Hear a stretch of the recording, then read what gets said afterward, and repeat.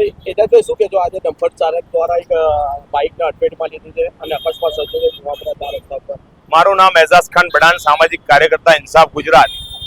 આપણે અહીંયા જોઈ રહ્યા છીએ કે અભી હાલમાં અહીંયા નેશનલ હાઈવે જુવાપુરાથી જે પસાર થાય છે ત્યાં બ્રિજ બનવાનું કામ ચાલુ છે. એચજી ઇન્ફ્રાસ્ટ્રક્ચર દ્વારા કામ કરવામાં આવી રહ્યું છે.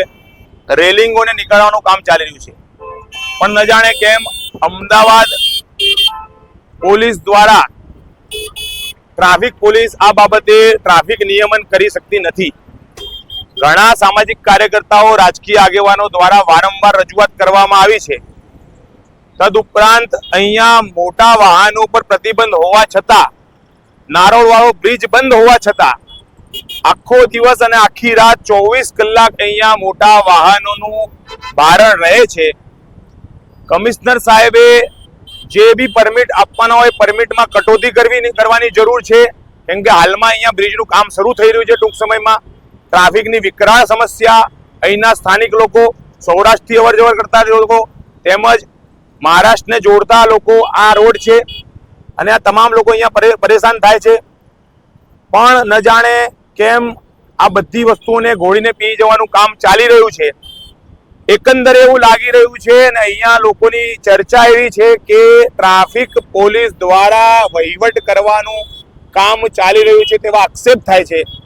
અને અમે ટ્રાફિક પોલીસને કહેવા માંગીએ છીએ કે તત્કાલ જે પરમિટ હોય એ પરમિટોને લિમિટેડ કરવામાં આવે, જરૂરી પરમિટ સિવાય તમામ પરમિટ રદ કરવામાં આવે અને મોટા વાહનો પર પ્રતિબંધ છે શહેર વિસ્તારમાં, અને પ્રતિબંધિત કરવામાં આવે. અને જો કોઈ મોટા વાહનો આવે તો એ તમામ વાહનોને જમા કરવાનું કામ કરવામાં આવે. જ્યારે તમે નાના વ્યક્તિઓ, શહેરના નાગરિકોની બાઇક અને ગાડી અને 4-વ્હીલને જમા લઈ શકો છો, તો મોટા ડમ્પરો અને મોટા આજે બસોને તમે કેમ જમા લેતા નથી?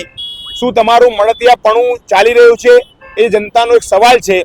આગામી સમયની અંદર જો આ બ્રિજનું કામ શરૂ થાય ને આ બધું બંધ નહીં કરવામાં આવે તો અમારી ઇન્સાફ ગુજરાતની ટીમ દ્વારા અને સ્થાનિક આગેવાનો દ્વારા જનતા રેડ કરી અને ગાડીઓને રોકીને એમના પરમિટ માંગવામાં આવશે. અને પરમિટ વગરની ગાડી જો મળશે તો તમામ ગાડીઓને 100 નંબર પર ફોન કરીને અમારે જમા કરાવવી પડશે. અત્યારે હાલમાં લોકોના આક્ષેપ છે કે જે ડ્રાઈવર હતો તે ગાડી નહોતો ચલાવતો અને જે કંડક્ટર હતો તે ગાડી ચલાવતો હતો અને ડ્રાઈવર ચેન્જ કરી દેવામાં આવ્યો, એવું કંઈ એવા પણ આક્ષેપ છે. જનતાને મોઢે વાતો થતી હોય છે અને હાલમાં પોલીસ એની કાર્યવાહી કરી રહી છે.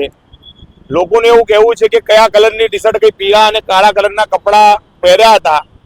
એ હવે એ વસ્તુ જનતાએ જે પ્રત્યક્ષ નજરે જોઈ છે એમને ખબર છે. અમને હાલમાં ખબર પડી છે તો સ્થળ ઉપર અમે આવ્યા છીએ અને દર્દીને અમે 108માં મોકલેલ છે. પણ જો કોઈ પણ વ્યક્તિ લાયસન્સ વગર કે અન્ય નિયમોનું ઉલ્લંઘન કરીને જો ગાડી ચલાવતો હોય, ભલે અમદાવાદ મ્યુનિસિપલ કોર્પોરેશનના ટેન્ડરમાં ગાડીઓ ચાલતી હોય, પણ એવા લોકોને સજા થવી જોઈએ, દંડ થવો જોઈએ અને એવા લોકોને જેલમાં મૂકવાનું કામ કરવાની જરૂર છે. ડમ્પરના ઘણા બધા અકસ્માતમાં આગળ એપ્સનું પોસ્ટર લાગેલું હોય છે, એના વિશે તો એટલે અમારું એ જ કહેવું છે કે અમે આજે બ્રિજનું કામ શરૂ થઈ રહ્યું છે અને ટૂંક સમયની અંદર અહીંયા ટ્રાફિકની સમસ્યાઓ વધશે. એટલે અમે અહીંના લોકલ પોલીસ સ્ટેશન અને ટ્રાફિક પીઆઈને પણ મળીશું અને એમની જોડે અમે લેખિતમાં આવેદનપત્ર 1 વીકમાં આપીશું. એના પછી એમને અમે 10 દિવસનો સમય આપીશું. જો આગામી મહિના સુધી આ તમામ પ્રક્રિયા એમના દ્વારા કરવામાં નહીં આવે અને આવા લોકોને બંધ કરવામાં નહીં આવે અને મળતિયાપણું ચાલતું રહેશે તો જનતા સાથે મળી અમે જનતા રેડ કરીશું. ગાડી અને રોકી એમને પરમિટ માંગવાનું અમારી ફરજ પડશે. એટલે અમે સરકારની જે ફરજ છે ને જે ટ્રાફિક પોલીસની ફરજ છે એમની ફરજ નિભાવવામાં ચૂકી જાય તો પોલીસ એ ટ્રાફિક પોલીસની ઉપર જઈને જનતાની ફરજ પ્રમાણે અમારા જીવના જોખમને બચાવવા માટે, અમારા જાનનું નુકસાન ના થાય તેને લઈને આ તમામ ગાડીઓના પરમિટ ચેક કરવા અને એ કામ અમે કરીશું. એની માટે અમે એક આરટીઆઈ પણ કરીશું, કેટલા પરમિટ આપવામાં આવ્યા છે અને પરમિટ સિવાયની તમામ ગાડીઓને રોકી અને અમે જમા કરાવવાનું કામ કરીશું.